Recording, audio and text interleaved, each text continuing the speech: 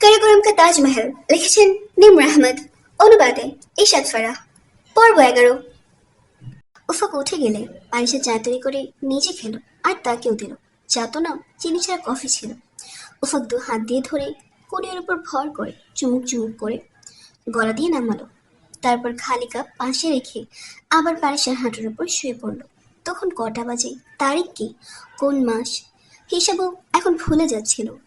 পারিসা উফাক তাকে ডাকলো। সে আধ খোলা চোখের সাথে দূরের কয়েক ইঞ্চি দেখছিল। ঘুমিয়েছ? না, ঘুমাইনি, শুধু এমনি ক্লান্ত হয়ে গেছি। পারিসা বন্ধ চোখেই জবাব দিল। পারিসা, আমার জীবন বাঁচানোর জন্য ধন্যবাদ। তুমি না থাকলে আমি মরে যেতাম। তুমি না থাকলে হয়তো আমিও মরে যেতাম। উফাক যন্ত্রণার সাথে হাসল। তারপর অনেকক্ষণ নীরবতা ছেয়ে রইল। পারিসা, ঘুমিয়েছ? উফাক আবার জিজ্ঞেস করলো। না, আওয়াজ খুব ক্ষীণ ছিল। তাহলে কথা বলছো না কেন? আমার সাথে কথা বলো, যাতে আমার মনে হয় আমি এই বরফের কফিনে একা নেই। উফাক এই মুহূর্তে ভীত বাচ্চার মতো লাগছিল। চঞ্চল প্রাণবন্ত উফাকের কাছ থেকে এমন আশা করা যায় না। কি বলবো তোমাকে? তোমার ব্যথা হচ্ছে? সবসময় এটাই কেন জিজ্ঞেস করো? আর কিছু মনে আসে না। গুহায় আবার নীরবতা। উফাক অনেকক্ষণ কিছু বলল না, তাই পারিসা চোখ খুলে ফেলল। সে একইভাবে শুয়ে একটা ছোট ছবি মনোযোগ দিয়ে দেখছিল। হিনাদি মারা গিয়েছিল, কিন্তু তার ছবি এভাবে তার হাতে দেখে পারিসার ভেতরে ব্যথার আঘাত লাগলো।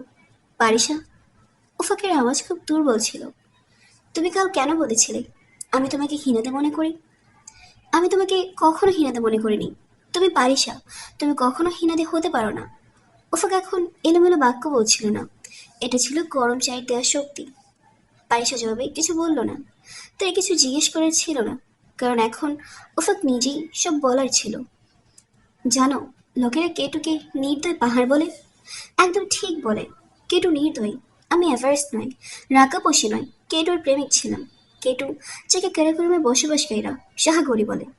এখন আমার জন্য তার নাম নেওয়া কষ্টকর। উফাক বলতে বলতে কাশতে শুরু করলো। কাশি থামলো তো বলতে লাগলো, হিনাদে আমার চাচার মেয়ে ছিল। খুব সুন্দরী, খুব সম্পূর্ণ, আর খুব আর্টিফিশিয়াল। তার পরিপূর্ণতা সম্পর্কে তুমি কল্পনাও করতে পারবে না। সবসময় টিপটপ থাকতো, সেই যে গুজে, ফুল মেকআপ। খুব স্বাধীনচেতা ছিল। আমাদের মধ্যে অনেক পার্থক্য ছিল। আমি স্বাধীনচেতা নই, আলোকিত চিন্তার। আরও অনেক পার্থক্য ছিল। ওফাক যেন মনে করে জোর দিয়ে বলছিল, আমাদের চিন্তা কখনো মেলেনি। সে আমার সাথে অনেক বিরোধিতা করত। সম্ভবত ওফাক ঝগড়া করতে বলতে দ্বিধা করছিল। হয় না কিছু মানুষ যারা প্রতিটা বিষয়ে মতবিরোধকারী মানুষ হয়, সেও তাদের মধ্যে ছিল। আমাদের বিয়ে 4 বছর আগে হয়েছিল। সে আমেরিকা থেকে এসেছিল, সেখানেই যেতে চাইতো। আর আমি তুরস্কে আমার বাবা মাকে ছেড়ে যেতে চাইতাম না। বিয়ে সেই 2 বছর ছিল আমার জীবনের সবচেয়ে খারাপ বছর। সেটা গুরুত্বপূর্ণ চরিত্র আহমেদ ছিল। আহমেদের ছোটবেলা থেকে মুখ ফসকে কথা বলার অভ্যাস আছে। হতে পারে তোমার কাছে সহজ সরল মনে হয়, আমি তাকে 28 বছর ধরে চিনি। সে আমার প্রতিবেশী আর বন্ধু। আহমেদ অত্যন্ত চতুর আর বুদ্ধিমান। সে ইচ্ছে করে মুখ ফসকে কথা বলতো। আমার জেনিকের তার সাথে ঝগড়া হলো তো সে পিটার অ্যান্সারের সত্যি ডক্টর নার্সকে বলে দিল। সেই দিন দেখোনি, তার সাথে আমি রেগে কথা বললাম, তো আমি যাওয়ার পর সাথে সাথে তোমাকেও সত্যি বলে দিল। এটা তার পুরনো অভ্যাস। চেহারা সরলতা দেখে মনে হয় না এমন। হ্যাঁ, জীবনের প্রথমবারের মতো সে হিনাদের সামনে মুখ ফসকেই একটা কথা বলে দিয়েছিল, কারাকোরাম আর হিমালয়ের পরীদের কথা। বলার পর সে হাত জোর করে ক্ষমা চেয়েছিল, কিন্তু ক্ষতি হয়ে গিয়েছিল। হিনাদের পরীদের কথা শোনার পর কখনো আর আমাকে বিশ্বাস করেনি। আমাকে প্রতি মুহূর্তে খোঁচা দিত। ঝড় এখনো একই রকম ছিল। আয়েশা জিজ্ঞেস করলো, তাহলে বিয়ে করেছিলে কেন তাকে? আমার মায়ের ইচ্ছা ছিল তাই। আমি একজন পর্বতারোহী, আরেকজন পর্বতারোহীর সাথে সুখী হব, এটাই ভাবতেন তিনি। হিনারি খুব দুর্দান্ত আমেরিকান ক্লাইম্বার ছিল। তার আগে আমার জীবনে একটা মেয়ে এসেছিল, আমার ক্লাস ফেলো। আমার মনে হয়েছিল সে আমার আইডিয়াল। তার সাথে ছোটোখাটো সম্পর্কও চলেছিল, কিন্তু সে আমার আইডিয়াল ছিল না। এমনি একটা ক্রাশ ছিল। আমি কোনো খুব ভালো ফিল্মে হিরো নই, যার 28 বছরের জীবনে কোনো মেয়ে আসেনি। ছোটোখাটো সম্পর্ক সবার জীবনেই হয়। তারপর হিনাদি এলো। আমি আমার অনুসন্ধানে ব্যর্থ হয়েছিলাম, তাই ভেবেছিলাম স্বাভাবিক মানুষের মতো থাকা উচিত, তাই তাকে বিয়ে করলাম। সে না মারা গেল, হয়তো এতদিনে আমাদের বিচ্ছেদ হয়ে যেত। আমি এই কারণেই তার সম্পর্কে ভালো মন্দ শোনা পছন্দ করি না। গুহায় আবার নীরবতা। ওফাক, পাইসে কিছুক্ষণ পর বলল, কেটুতে কি হয়েছিল? তুমি 2 বছর আগে হিনাদের সাথে কেটু জয় করতে এসেছিলে, তাই না? উফাক অনেকক্ষণ চুপ রইল। তার চোখে ব্যথা, যন্ত্রণা ছিল। বরফের ঝড় এসেছিল, তাও ডিসেন্টের সময়। সেখান থেকে কেটু ডিসেন্ট করা খুব কঠিন। সেখানে যত লোক যায় খুব কমই ফিরে আসে, সেটা জয় করে আসা সহজ নয়। তারপর উফাক আবার কাশতে লাগলো। এতক্ষণ কথা বলার কারণে তার শক্তি শেষ হয়ে যাচ্ছিল। সেটা কেটুর ঝড় ছিল। নাগা পর্বত, রাকাপোশি, এভারেস্ট সব জায়গায় একই রকম ঝড় হয়, কিন্তু কেটুর ঝড় অনেক খারাপ। আমার টিচার বলতেন কেটুতে ঝড় এলে সরঞ্জাম ফেলে জীবন বাঁচাও শুধু। সেই ঝড় অনেক ভয়ঙ্কর ছিল। ডিসেন্টের সময় এসেছিল। আমি অক্সিজেন ছাড়া ক্লাইম্ব করতাম, কিন্তু আমার সেরিব্রাল ইডিমা হয়ে গেল। তাই একটা অক্সিজেন কন্টেনার সাথে রেখেছিলাম। আমি আর হিনাদের একসাথে ছিলাম। তার অক্সিজেন শেষ হয়ে গিয়েছিল, আমার ইডিমা হয়ে গিয়েছিল, আমার অক্সিজেনের প্রয়োজন ছিল, আর আমি মাস্ক মুখে লাগিয়ে রেখেছিলাম। সেটা ছিল ডেড জোন। 8,300 মিটার বা 8,400 মিটারেরও উপরে। দিন ছিল নাকি রাত আমার মনে নেই। আমি দুর্বল হয়ে এক জায়গায় পড়ে গেলাম। হিনাদের অক্সিজেন দরকার ছিল। সে অক্সিজেন ছাড়াও ডিসেন্ড করতে পারত, কিন্তু সে তারপরও আমার মাস্ক, আমার কন্টেইনার আর রিডেক্টর সব আমার চেহারা থেকে কেড়ে নিল আর চলে গেল। সে আমার সাথে পর্বতারোহী ছিল না, সে আমার স্ত্রী ছিল, কিন্তু তবুও সে এমন করলো। আমি অক্সিজেন ছাড়াই 3 ঘন্টা বরফের ওপর পড়েছিলাম কেটুর ঝড়ের মধ্যে। হিনাদের ক্যাম্প 4-এ গিয়ে আমার সম্পর্কে বলল আমি নিখোঁজ হয়ে গেছি। আমাকে 3 ঘন্টা পর অন্য অভিযানের গাইড তুলে নিল আর নিচে নিয়ে এলো। আমাকে গরম চা আর ডেক্সামেথাসোনের ইঞ্জেকশন দেওয়া হয়। আমার ইডিমা আরও খারাপ হচ্ছিল, আমি প্রায় মরে যাচ্ছিলাম। সেই গাইড আমাকে তুলে 6,200 মিটার নিচে নিয়ে এলো। সেখানে মেজর আসিম একটা হেলিকপ্টারের মাধ্যমে আমাকে তুলে নেন এবং নিচের সমতল ভূমিতে ফিরিয়ে আনেন। আমার 2টো হাত পা ফ্রস্ট বাইটে আক্রান্ত হয়েছিল। সৌভাগ্যবশত শুধু আঙুলের ক্ষতি হয়েছিল, বাকি পা বেঁচে যায়। আসিম অনেক চেষ্টা করেছিল, বন্ধুদের হক আদায় করেছিল। আমাদের মিলিটারি থেকে অনেক বেশি ভালো আর সাহসী। আমার সেই মুহূর্তগুলো মনে আছে, যখন আমি গাইডের সাথে বরফের ওপর প্রায় অজ্ঞান অবস্থায় পড়েছিলাম এবং প্রায় মরতে বসেছিলাম। ঠিক তখনই দিগন্তের দিকে একটা হেলিকপ্টার উঠতে দেখেছিলাম। সেই মুহূর্তটা আমার কাছে নতুন জীবন পাওয়ার মতো ছিল। আমি আমার জীবন পেয়েছিলাম। আসিম বাল্টারে 2বার আমার লিয়েজো অফিসার ছিল, আর সেই বন্ধুদের হক আদায় করেছিল। আর হিনাদে, সে ডিসাইন করার সময় ক্যাম্প 3-তে তুষার ধসের শিকার হলো। তার দড়ি ভেঙে গিয়েছিল, কারণ তুষার ধস খুব তীব্র ছিল। সে বরফে হারিয়ে গেল। তারপর হিনাদিকে আর কখনো কেটুতে দেখা যায়নি। দাফনের জন্য তার লাশও পাওয়া যায়নি। উফাক শ্বাস নিয়ে নিঃশব্দে চুপ হয়ে গেল। তুমি স্বপ্নেও ভয় পাও, তাই না? উফাক হয়তো যন্ত্রণায় চোখ বন্ধ করে দিল। স্বপ্ন পিছু ছাড়ে না। আমি সবসময় নিজেকে সেই জায়গায় দেখি, যে জায়গায় হিনাদি আমাকে ছেড়ে গিয়েছিল। আমি তার কাছে অক্সিজেন চাইতাম, সে দিত না। পারিসা, সে আমার অক্সিজেনও দেয়নি, আর আমাকে বরফের ওপর মরতে ছেড়ে দিয়েছিল। আমি স্বপ্নেও দেখি তো মনে হয় চিৎকার করে কান্না করি। কোনো মানুষও কি এমন নির্দয় হয় যেমন সে ছিল? সময় কেটে যাচ্ছিল। বাইরে বরফ গুহার মুখ বন্ধ করার চেষ্টা করছিল। উফক বারবার গুহার মুখে জমা বরফ বোট দিয়ে ঠেলে ফেলে দিচ্ছিল। সন্ধ্যা পর্যন্ত আমাদের ডিসেন্ট করার খবর পেয়ে গেলেই তারা চলে আসবে। তারা আসছেই হয়তো। পারিসার অস্থির দৃষ্টি বাইরের কুয়াশায় ঘুরে বেড়াচ্ছিল। অপেক্ষার মুহূর্তগুলো লম্বা হচ্ছিল। পৃথিবীর সবচেয়ে কঠিন কাজ অপেক্ষা রাখা বসিতেই তা আরো শ্বাসরুদ্ধ করছিল। সন্ধ্যা পর্যন্ত চলে আসবে উফাক, ডোন্ট ওয়ারি। তারপর সন্ধ্যাও এলো, গভীর রাতও। যাদের আসার কথা ছিল তারা এলো না। পারিসার বিশ্বাস টলে গেল, কিন্তু তবুও সে নিজে উফাকের হারনেস পাচ্ছিল। রাত গভীর হচ্ছিল। তাদের কিছু না খেয়ে এটা 3য় দিন ছিল, যা শেষ হতে চলেছে। জ্বালানিরও একটা শেষ বোতল অবশিষ্ট ছিল। পারিসা সেটা এমনভাবে ধরেছিল যেন সেটা কোনো গুপ্তধনের চাবি। সেটা ছিল মাত্র 1 দিনের পানির গ্যাস। পা থেকে মাটি আর মাথা থেকে আকাশ ছিনিয়ে নিলে কি অবস্থা হয় তা আজ আমার জানা হলো। জানি না কখন এখান থেকে বেরিয়ে টাটকা অক্সিজেনে শ্বাস নেব। পারিসার স্নায়ু জবাব দিচ্ছিল।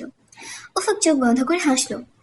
4 বছর আগে মার্চ মাসে আমি এভারেস্ট জয় করেছিলাম। আবহাওয়া এত মনোরম ছিল যে আমার এভারেস্ট অভিযান এমনভাবে হয়েছিল যেন কেউ রোলার কোস্টারে চড়ে রাইড নিয়ে কলার ছেড়ে নেমে এসেছে। চূড়ায় আমার সঙ্গে শেরপা গ্রামের যে শেরপাটা এসেছিল তার নাম ছিল বাবু শেরপা। সে বলতো যে চূড়ায় সোনালি পরিদের দেখা যায়। বিশ্বাস করো, আমি নিজে চূড়ায় সোনালি পরিদের রথে চড়ে সূর্য ছুঁয়ে চুমলুংমার চূড়ায় নামতে দেখেছিলাম। সম্ভবত সেটা সেই ভ্রম ছিল যা উচ্চতায় হয়ে থাকে। পরিদের রথ দেখে আমি অনেকক্ষণ সেখানে দাঁড়িয়ে রইলাম। তখন বাবু শেরপা অস্থির হয়ে পড়ল। সে চেঁচিয়ে আমাকে বলল, তুমি এখানে বেশিক্ষণ দাঁড়াতে পারবে না। এটা তোমার ঠিকানা নয়, এটা আমাদের সাগর মাতা, পৃথিবীর দেবী মা। এই সম্মান ও শ্রদ্ধা করো। আর আমি সত্যিই এদের সম্মান করলাম। বাবু আমাকে টিস্যু পেপারের ছোট ছোট টুকরো হাতে দিল, যাতে বুদ্ধের মহিমার দোয়া লেখা ছিল। সেই দোয়াগুলো বাবাকে বৌদ্ধ ভিক্ষুরা দিয়েছিলেন, যাতে সে দেবতাদের সম্মানে সাগর মাতার বায়ুমণ্ডলে সেগুলো ছড়িয়ে দেয়। সে আমাকে দুটো টুপিতে করে ছুঁড়ে মারতে বলল। এটা ছিল হিমালয়কে সম্মান জানানো শেরপাদের রীতি। আমি কোনো কুসংস্কারাচ্ছন্ন মানুষ নই বা বৌদ্ধ ধর্মের প্রতি আমার কোনো আকর্ষণ নেই, তবুও সেটা ছিল হিমালয়ের কোনো এক রহস্যময় প্রভাব, যার কারণে আমি সেগুলো নিলাম এবং বাতাসে ছুঁড়ে দিলাম। দৃশ্যটা ছিল খুবই সুন্দর। টিস্যুর ছোট ছোট টুকরোগুলো আমাদের মাথায় প্রায় 5-6 মিটার ওপরে ভাসমান মেঘে স্থির হয়ে গেল। মাটি ও বাতাসের মাঝখানে সাদা মেঘে নিশ্চল হয়ে গেল। আজ নিজেকে আমার সেই টিস্যুর টুকরোগুলোর মতো লাগছে, যাকে আকাশ ও পৃথিবীর মাঝখানে মেঘের একটা টুকরো ধরে রেখেছে আর নিচে পড়তে দিচ্ছে না। ওফাকের চোখ বন্ধ ছিল আর ঠোঁট ধীরে ধীরে নড়ছিল। কণ্ঠস্বর এতই ধীর ছিল যেটা সহজে বোঝা যাচ্ছিল না। যখন ওফাক চুপ করলো, তখন যেন সাগর মাতার সেই জাদু ভেঙে বাতাসে ছড়িয়ে পড়লো। সে এভারেস্ট থেকে দূরের গুহায় ফিরে এলো। ঘুমিয়ে পড়ো, সকালে হেলিকপ্টার আসে মাত্র তোমাকে জাগাবো। ওফাক তার কথায় এমন ভাবে হাসলো যেন বারিশার এমন নিশ্চিতভাবে বলার উপর হাসছে। তারপর সে আবার ঘুমিয়ে গেল। তার ঘুমানোর পর বারিশার রেডিও বের করে আমাদের সাথে যোগাযোগ করলো। কেমন আছো ডাক্তার? আহমেদ যেন তার কলের অপেক্ষায় ঘুমায়নি। জানি না কেমন আছি, আমার ইমেলগুলো তো পড়ে শোনাও। আচ্ছা শোনো। আহমেদ ল্যাপটপের সামনে বসেছিল। প্রথমটা আমার স্ত্রী সালমার। লিখেছেন, প্রিয় পারিশা, তাড়াতাড়ি নিরাপদে নিচে এসো, যাতে মেইন ক্যাম্পে বসা আমার স্বামীর ওপর নজর রাখতে পারো। তোমাদের হুঞ্জের সেই কাফের স্থানে থাকা নারীদের সৌন্দর্য সম্পর্কে ওফাকে এত গল্প শুনিয়েছে। তারা এতই সুন্দরী হয় যে তোমাদের ভাষায় তাদের জন্য কাফের সৌন্দর্য বা কাফের রূপের মতো শব্দ প্রচলিত হয়েছে। আমার স্বামী এত নিরীহ ও সরল নয় যতটা মানুষ থেকে মনে করে। আমার মনে হয় পাক আর্মি শুধু 6,320 মিটার ওপরে রেস্কিউ অপারেশন না করে রাকা বসের ক্যাম্পেও সার্চ অপারেশন চালানো উচিত। পায়সা হেসে ফেলল। সালমাকে আমার পক্ষ থেকে জবাব দাও। সেটা আমি আগেই দিয়ে দিয়েছি। কি লিখেছো? তোমার পক্ষ থেকে নিজের চরিত্র সার্টিফিকেট দিয়েছি। আর কি? পায়েসা হাসলো। আচ্ছা, কোনো সাইফুল মুলকের ইমেল এসেছে। পায়েসের ঠোঁটের একঘেয়ে হাসি উধাও হয়ে গেল। সাইফকে তো সে এই 3 দিনে ভুলে গিয়েছিল। কি লিখেছে? আমি আর নিদা আপা ব্রাইডাল ড্রেস অর্ডার করে দিয়েছি। মামা বলছিলেন কাল রমজানের পর ছাপাবেন, আর মামা পরশুর বদলে 1 সপ্তাহ পর আসবেন। এবার প্লিজ শুধু তাড়াতাড়ি তোমার অ্যাডভেঞ্চার শেষ করে এসো। এই চোখ তোমাকে দেখতে চেয়েছে। তোমার সাইফ। পায়েসের চোখ থেকে টপ টপ করে পানি ঝরতে লাগলো। সে কষ্টে আহমেদকে বাই বলল আর রেডিও বন্ধ করে দিল। পায়েসা যেমন সহজ ভাবছিল উফাককে বাবার সাথে দেখা করিয়ে দেবে আর 3 বছরের পুরনো এঙ্গেজমেন্ট ভেঙে দেবে, তো সে খুব ভুল ভাবছিল। তিনি কখনোই কোনো বিদেশিকে তার ভাগ্নে থেকে বেশি প্রাধান্য দেবেন না। রাকা পোষের জন্য অনুমতি দিয়েছিল, কিন্তু সেটা তার সম্মানের বিষয়। পারিসা তার নিজের ভালোবাসার জন্য নিজের পাপার রক্তের সম্পর্ক শেষ করতে পারত না। একদিকে তার বিয়ের প্রস্তুতি তুঙ্গে ছিল, অন্যদিকে সে এঙ্গেজমেন্ট ভাঙার কথা ভাবছিল। সে এমন করতে পারত না। সে জানতো পাপা অনিচ্ছায় মানলেও উফা কখনোই তাকে এখানে ছেড়ে যাবে না, নিজের সাথে তুরস্কে নিয়ে যাবে। তাকে যেতে হতো। পেছনে পাপা তার আত্মীয়দের থাকা সত্ত্বেও একা হয়ে যেতেন, যেমন সেই মুহূর্তে এই জনশূন্য পাহাড়ে একা পড়েছিল। সে ব্যক্তি তার পাপা ছিল। পারিসা তাকে কোনো কষ্ট দিতে পারত না। সে বরফের বিপজ্জনক হিমবাহের সাথে লড়তে পারত, কিন্তু সে তার আত্মীয়দের এঙ্গেজমেন্ট ভাঙার পরে সম্ভাব্য ব্ল্যাকমেইলের কাছে হেরে গিয়েছিল। রাতে এই বরফের গুহায় বসে তাকে উফাক আর নিজের পাপার মধ্যে একজনকে বেছে নিতে হতো। পারিস একবার গভীর ঘুমে তার হাঁটুর ওপর মাথা রেখে শুয়ে থাকা উফাকের দিকে তাকালো, যে কিছুক্ষণ পর পর কাতরাচ্ছিল, হয়তো ক্ষত মারাত্মক হয়ে উঠছিল আর তাকে অসহনীয় যন্ত্রণা দিচ্ছিল। উফাক টুপি পরেছিল, কিন্তু বাদামি চুল তার কপালে পড়েছিল। বাইরে চাঁদ ছিল না, আলোর অভাবে পারিসা তার মুখ দেখতে পাচ্ছিল না। কিছু প্রেম ছিল, কিছু ছিল বাধ্যতা। পারিসা মৃদুস্বরে বিড়বিড় করলো আর চোখ বন্ধ করে নিল। সে তার সিদ্ধান্ত করে ফেলেছিল। আমি তোমাকে খুব দেরিতে পেলাম মুফাকর সালাম। ইস, যদি আমি তোমাকে আগে পেতাম। পারিসের চোখের পাতা থেকে অস্ত্র গড়িয়ে নিচে পড়তে লাগলো। ১-10 চূড়া, রবিবার ২১শে আগস্ট ২০০৫। কোনো বিস্ফোরণের শব্দে পারিসা জেগে উঠল। সে ধরফর করে উঠে বসলো। বরফের গুহায় সে একেবারে একা ছিল। তার হাঁটুর উপর কোনো ভার ছিল না। উফা কোথায় গেল? ও আল্লাহ! পারিসা চক্কর খেয়ে গেল আর তারপর খুব দ্রুত দুই হাত দিয়ে বিড়ালের মতো হামাগুড়ি দিয়ে গুহা থেকে বাইরে এলো। উফা গুহার মুখে ডান দিকে কয়েক কদম দূরে বসেছিল। সে আহত পা বরফের উপর ছড়িয়ে রেখেছিল, বাম হাঁটু সোজা করে দাঁড় করানো ছিল। পিঠ বরফের দেয়ালের সাথে ঠেকিয়ে সে নিস্তেজ দৃষ্টিতে সামনের দিকে তাকিয়েছিল। তুমি এখানে কেন বসে আছো? উফাকের পাশে পানিশা একইভাবে হাঁটু ফিরে বসে দ্রুত তার মুখ দেখল। ঝরে পড়া বরফের কিছু টুকরো তার কাপড়, টুপি আর ছোট ছোট বাদামি চুলে স্থির ছিল। ঝড় এখন থামতে চাইছিল, কিন্তু বরফ ছিল খুবই খারাপ। প্রতি কয়েক মিনিট পর পরই তুষার ধস আসছিল। এবারও পারিসাকে কোনো পরন্ত তুষার ধসের শব্দ জাগিয়েছিল। বসতে পারিনি এই কবরে। আর না। উফাকার শ্বাস আটকে যাচ্ছিল। গতকালের তুলনায় আজ তার মুখে ফুটে ওঠা দুর্বলতা আর ক্লান্তি আরো বেড়ে গিয়েছিল। এখন তার শক্তি প্রায় শেষ হতে চলেছে। সে ভেতরে ভেতরে মরছিল। তোমার ব্যথা হচ্ছে? হ্যাঁ। সে মিথ্যা বলতে বলতে ক্লান্ত হয়ে গিয়েছিল। জানি না কতক্ষণ আগে বাইরে এসে বসেছিল। পারিসা ঘুরে একবার গুহার দিকে তাকালো। সেটা সত্যি বরফের কবর ছিল। তুমি চিন্তা করো না, সকাল হয়ে গেছে, ঝড় থামতে চলেছে। তারা আসছেই হয়তো।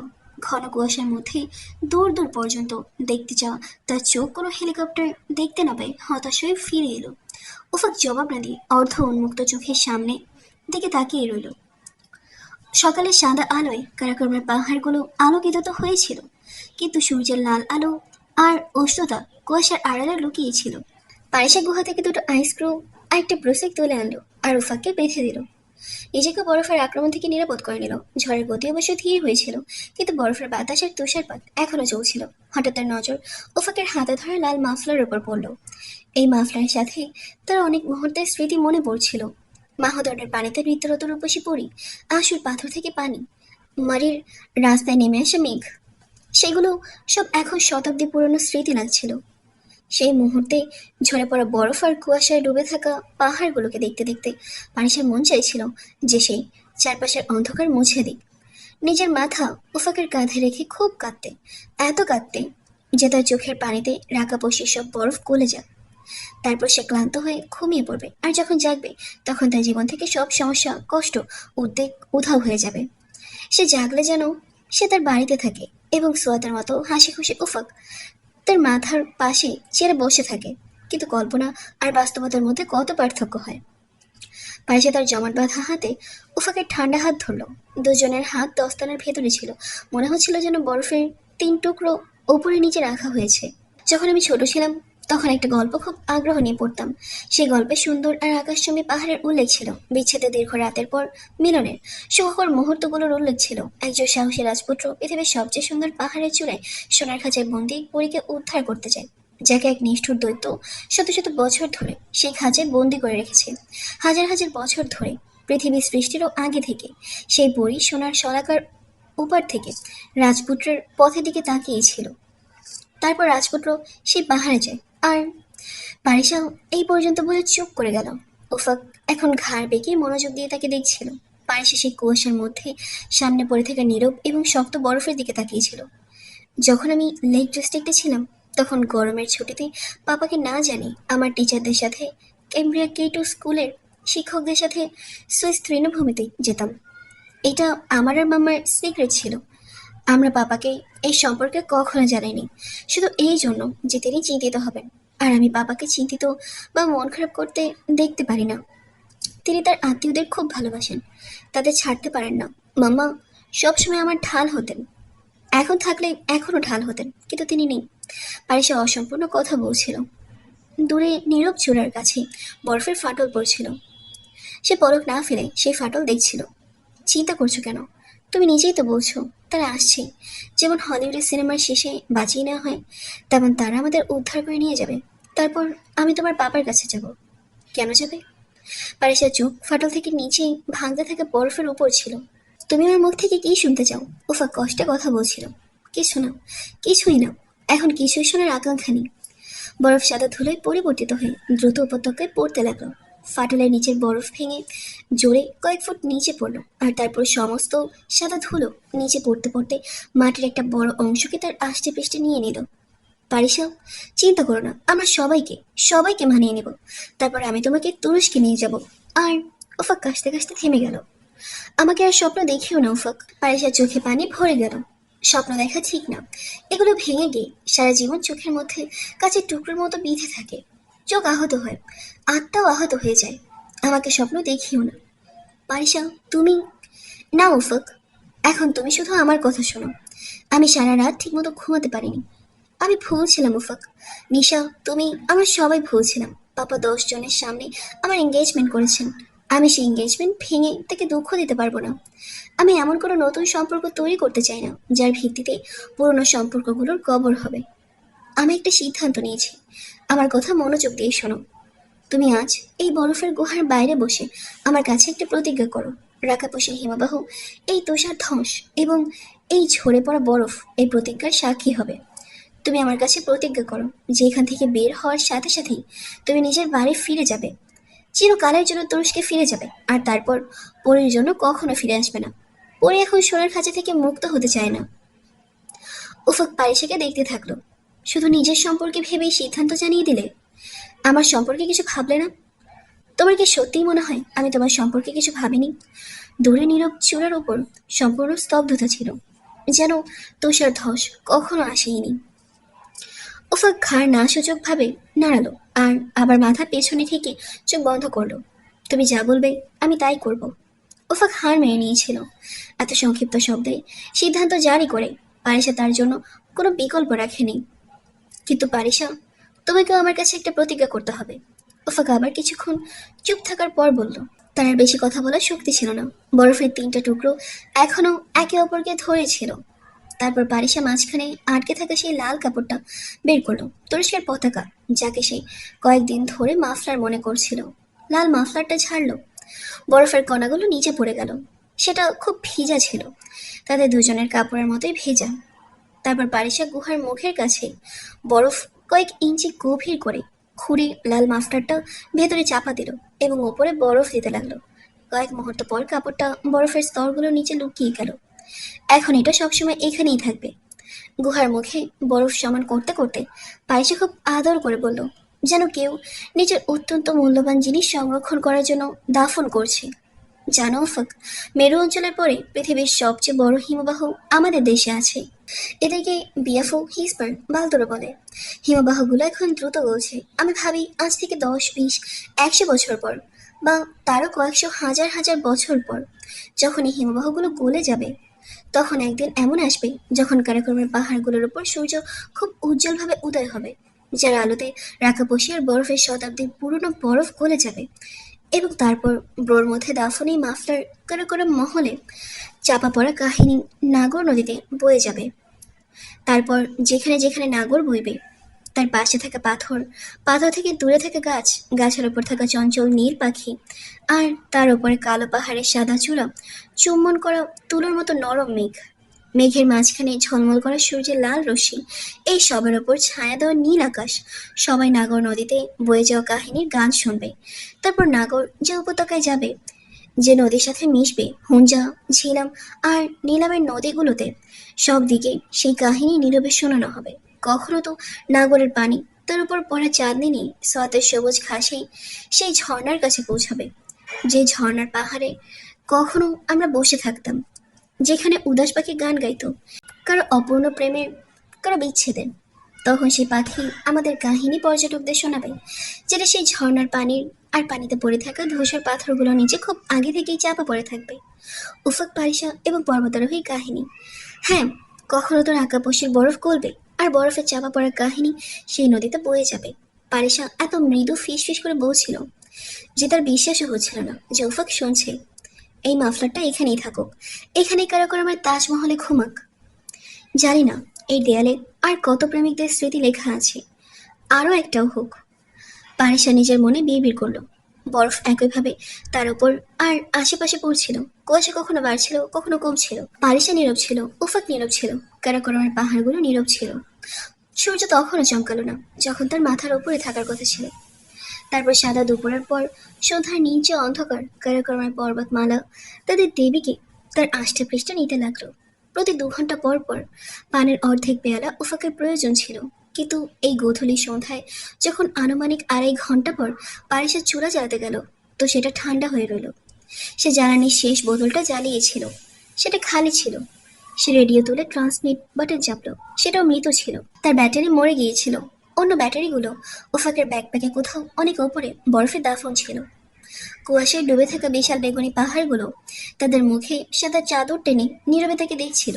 এই পাহাড়গুলোর ওপারেও মাইল মাইল পর্যন্ত ছড়ানো পাহাড়ের সারি ছিল। সে তাদের আড়ালে অস্থির অপেক্ষমান দৃষ্টিতে কারো পথ দেখছিল। গ্যাস ছিল না, পানিও না। শুষ্কতা আর ঠান্ডা সত্ত্বেও পারিসার গলায় কাটা গজিয়েছিল। পানি ছাড়া এখন তার জীবনের মাত্র কয়েকটা শেষ ঘন্টা বাকি ছিল। সে কাঁপছিলও না। কাঁপলে যদিও দু এক মুহূর্তের জন্য তার শরীর গরম হয়ে যেত, কিন্তু সেই অতিরিক্ত নড়াচড়ায় তার আয়ত্তে থাকা কয়েকটা শেষ ঘন্টা কমে যেত। কাঁপতে গেলে শক্তি খরচ হয়, আর তাকে শক্তি বাঁচাতে হতো কয়েক ঘন্টার সময়সীমাকে টেনে লম্বা করার জন্য, কয়েক মিনিট বেশি পাওয়ার জন্য, বেশি হলে জীবনের আরও একটা দিন কাটানোর জন্য। তারা আসছেই হয়তো, রাতের অন্ধকার ছড়িয়ে পড়ার আগে তারা আসছে হয়তো। আমাদের আরও একটা সাদা রাত কাটাতে হবে না।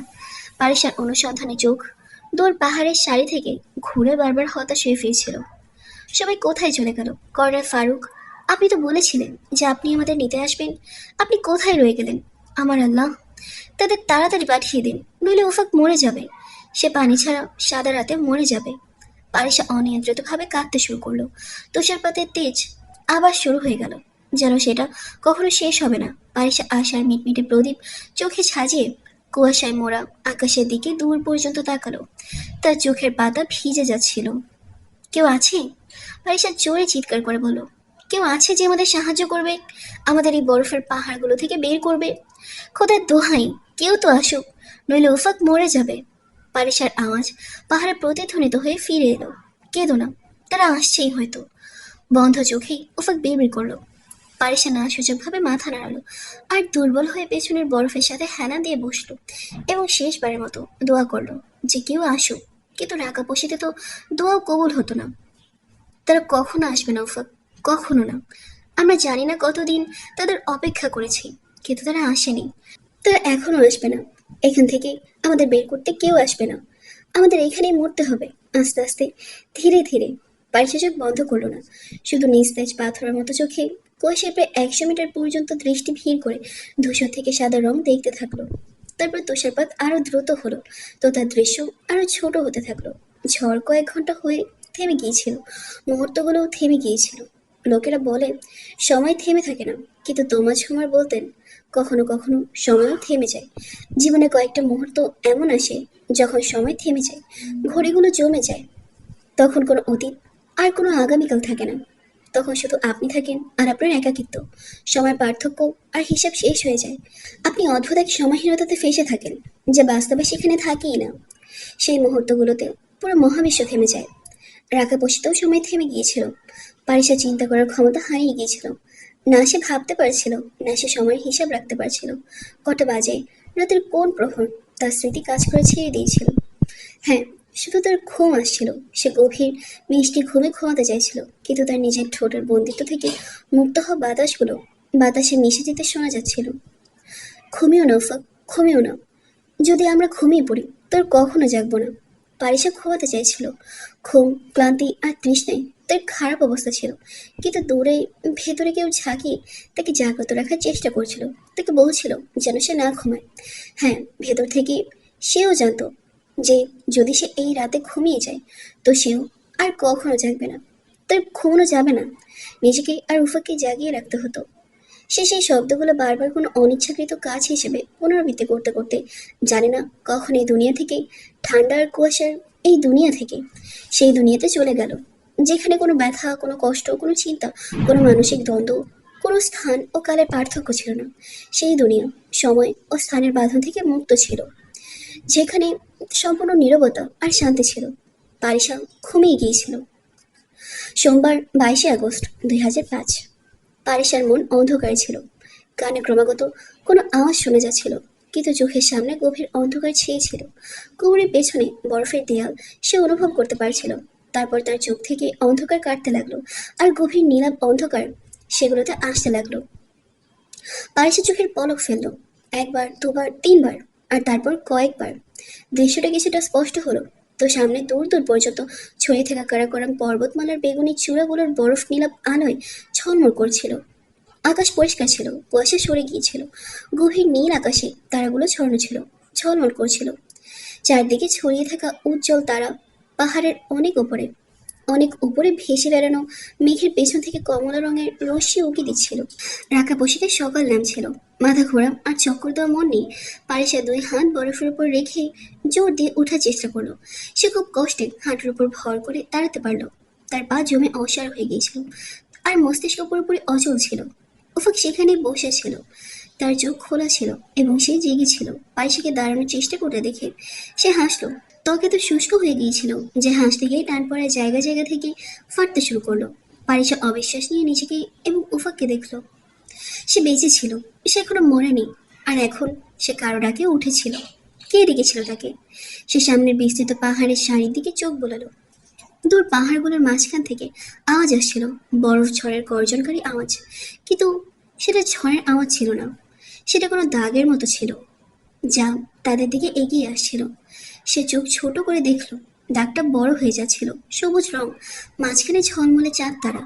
উফাক, ওঠো, তারা এসে গেছে। পারিসা হঠাৎ জোরে ফাটা আওয়াজে চিৎকার করে উঠল। তার অত্যন্ত শুষ্ক ঠোঁট থেকে রক্ত বের হতে শুরু করলো।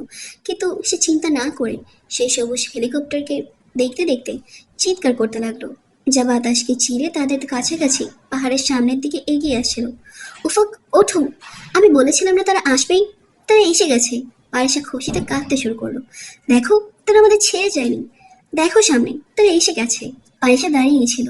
এবার সে পুরো শক্তি দিয়ে দুই হাত তাদের দিকে নাড়তে লাগলো। তারপর মুখে হাতের পেয়ালা বানিয়ে তাদের আওয়াজ দিতে শুরু করলো, হেল্প, হেল্প। পারিসা তাদের দুই হাত নাড়িয়ে নিচে থেকে ডাকছিল। সবুজ হেলিকপ্টারের এক ঝলক তার মধ্যে যেন নতুন আত্মা ফুঁকে দিয়েছিল। হেলিকপ্টারটা ছিল খুব ছোট।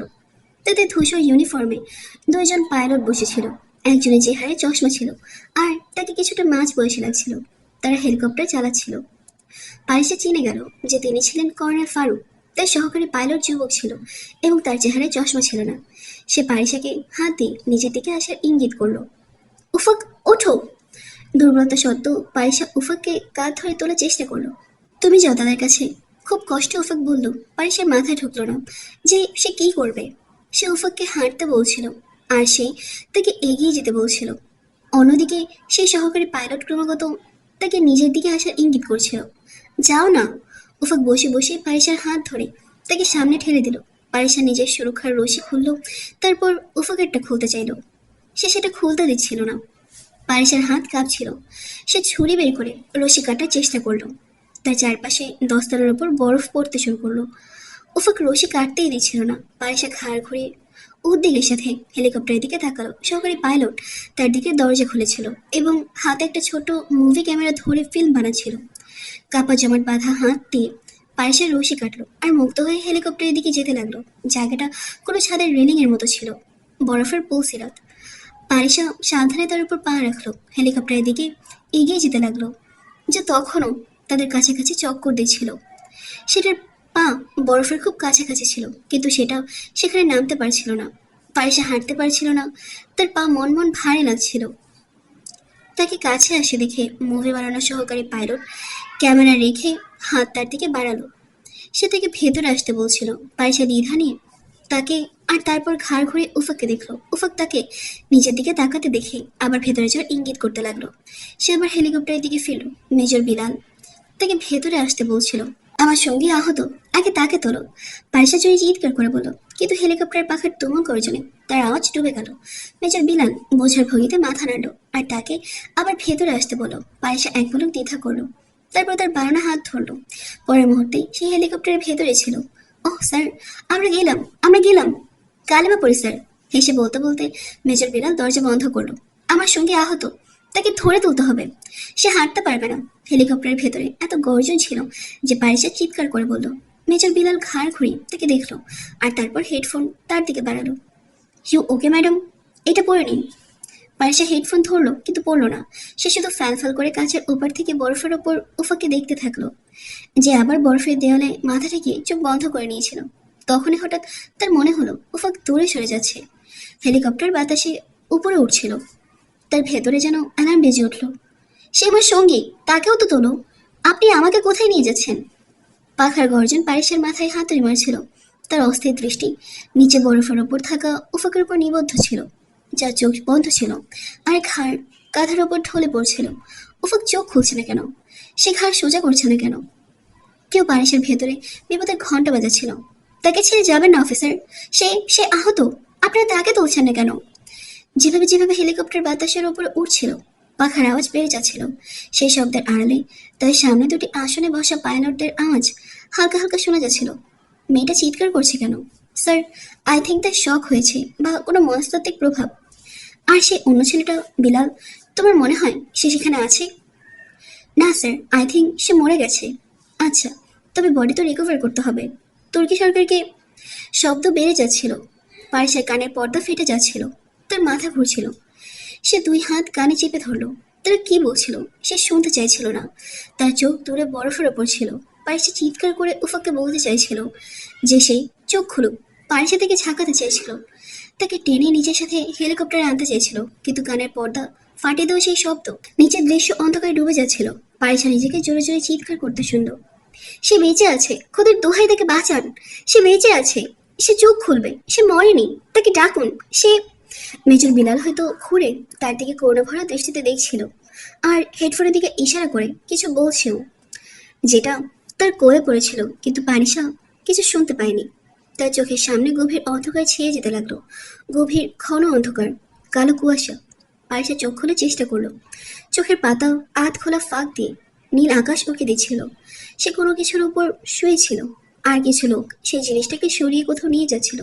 সে চোখ পুরোপুরি খুলতে পারছিল না। সে শুধু চিৎকার করছিল, আর্তনাদ করছিল, তোমরা মেরে ফেলছো তাকে, তাকে মরার জন্য ফেলে এসেছো। পারিসা জানে না কার উপর চিৎকার করছিল। কোনো সূচের ডগা তার বুকের কোথাও বিঁধল, আর তারপর গভীর ঘুম আর তন্দ্রা তাকে ঘিরে ধরলো। তারপর তার কানে কেউ ধীরে ধীরে ফিসফিস করে কিছু বলছিল। ধীরে ধীরে সুন্দর আওয়াজ তার কানে আঘাত করছিল। কেউ তার খুব কাছে ছিল, আর কেউ আস্তে করে তার চুল ছুঁয়েছিল। গরম শ্বাসের উষ্ণতা সে তার ঘাড়ে অনুভব করেছিল। সে ঝটকা দিয়ে চোখ খুলে দিল। সেটা কোনো হাসপাতালের ঘর ছিল। সাদা দেয়াল, সাদা সিলিং, বিছানার সাদা চাদর। সে কোণের উপর ভর করে ওঠার চেষ্টা করলো। কাছে দাঁড়ানো শাড়ি পরা নার্স দ্রুত তার পেছনে বালিশ রাখলো। সে নিচে তাকালো, তো তার ডান পাশে দেখলো যেখানে কিছুক্ষণ আগে কেউ বসে কিছু বলছিল, এখন সেখানে কেউ ছিল না। সে বিছানায় একা ছিল। Happy second birthday doctor পারিসা। পারিসা চমকে মাথা তুলল। কাছেই আর্মি ইউনিফর্মে কর্নেল র্যাঙ্কের ডাক্তার ফাইল দেখতে দেখতে তাকে অভিনন্দন জানালেন। Thank you sir. পারিসার গলা ভারী মনে হলো, তার ঠান্ডাও লেগেছিল। কেমন আছেন আপনি, লিটল ব্রেভ গার্ল? একেবারে ঠিক। পারিসা খুব ভালো অনুভব করেছিল। তার শরীরের কোনো অংশে ব্যথা ছিল না। সে একবার নিজের দিকে তাকালো। সে হালকা সাদা কাপড় পরেছিল, যার আলগা হাতা থেকে তার দুধের মতো সাদা হাত বেরিয়ে আসছিল।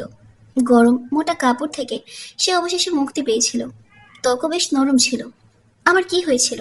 কিছুই না, শুধু মনস্তাত্ত্বিক ধাক্কা ছিল, যা স্বাভাবিকভাবেই কোনো সঙ্গের মৃত্যুতে অনুভূত হয়। বাকি শুধু ডান হাতের কবজি ফুলেছিল, কিছু ছোটখাটো আঘাতও ছিল। পারিসা কোনো সঙ্গীর মৃত্যু বাক্যে চমকে উঠল। আমি কি বেহুশ ছিলাম? কতক্ষণ ধরে? 3 দিন ধরে। আজ 25 আগস্ট ম্যাডাম। তিনি হাসলেন। পারিসা হাসতে পারল না। 3 দিন ধরে? আমি তো লম্বা সময় বেহুশ থাকতে পারি না। অসম্ভব। অবিশ্বাস যেন অবিশ্বাসকে গ্রাস করছিল। আপনাকে থাকতে হয়েছিল। আপনি হিস্টেরিক হয়ে যাচ্ছিলেন। মেজর বিলাল বলেছিলেন যে আপনার কোনো বন্ধু রাকাবুশিতে মারা গেছে। মারা গেছে? পারিসা শ্বাস নিতে পারল না। আপনার আঙ্কেল আন্টি এবং একজন কাজিনও ইসলামাবাদ থেকে এসেছেন। ইসলামাবাদ থেকে? তাহলে আমি কোথায়? আপনি গিলগিটের এমএইচে আছেন। হয়তো আপনি বিশ্বাস করতে পারছেন না যে আপনি একটা ডেডলি মাউন্টেন থেকে বেঁচে ফিরে এসেছেন। আপনার রেস্কিউ মাউন্টেন ক্লাইম্বিংয়ের ইতিহাসের। প্লিজ আমার কাজিনকে ডেকে দিন, আমি তার সাথে কথা বলতে চাই। পারিসা অস্থির হয়ে তার কথা কাটলো। তিনি মাথা নাড়িয়ে তাকে বিশ্রাম নিতে বলে বাইরে চলে গেলেন। মারা গেছে? তিনি এটা কেন বললেন? তিনি তিনি অন্য কারোর কথা বলছিলেন। উফাক, উফাক কখনো না। তার দৃষ্টি শেষবার সামনে দেখেছিল। উফাকের মুখ ঘুরে গেল, বন্ধ চোখ, কাঁধের ওপর ঢলে পড়া ঘাড়। পারিসা নিজের হৃদয়কে ডুবে যেতে অনুভব করলো। দরজা আস্তে করে খোলার শব্দে নিচে ভেতরে ঢুকলো। তার মুখ ছিল ক্লান্ত এবং চোখ ছিল ভেজা। কেমন আছে পারিসা? নিশা তার বিছানার কিনারে দাঁড়ালো, বসলো না। নিশা, উফাক কেমন আছে? পারিসা অস্থির হওয়ার স্পন্দনকে খুব কষ্টে নিয়ন্ত্রণ করলো। নিশা কিছুক্ষণ নীরবে তাকে দেখলো, তারপর ঠোঁট নাড়ালো।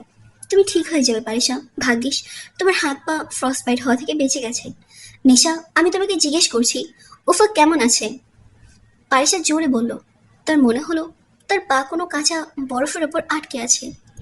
এখনই নিশা কিছু বলবে আর তার নিচের কাঁচা বরফ ফেটে যাবে। তুমি বিশ্রাম নাও পারিসা, আমরা পরে কথা বলবো। তোমার শরীর। নিশা, খুদার দোহাই আমাকে বলো উফা কেমন আছে? কেউ তার শরীর থেকে প্রাণ বের করে নিচ্ছিল। নিশা চুপচাপ দাঁড়িয়ে ঠোঁট কামড়াতে থাকলো। নিশা কথা বলছে না কেন? সে চুপ কেন? পারিসার মন ঘাবড়াতে লাগলো। নিশা, প্লিজ আমাকে বলো উফা ঠিক আছে তো? তারা তাকে বাঁচাতে গিয়েছিল নাকি যায়নি? খোদার জন্য নিশা বলো, না হলে আমার হৃদয় ফেটে যাবে। নিশা আস্তে করে মাথা নাড়ল। সে ঠিক আছে। পারিসা স্বস্তিতে নিজের মাথা বালিশের উপর ফেলে দিল এবং ক্লান্ত হয়ে বুকের ভেতরে চেপে রাখা নিঃশ্বাস ছাড়ল। তাহলে ডাক্তার এইসার কথা বলছিল। কিন্তু নিশা এক মুহূর্ত থামলো। কিন্তু কি? 1 সেকেন্ডের জন্য পুরো মহাবিশ্ব থেমে গেল। পারিসা শ্বাস বন্ধ করে নিশাকে দেখছিল।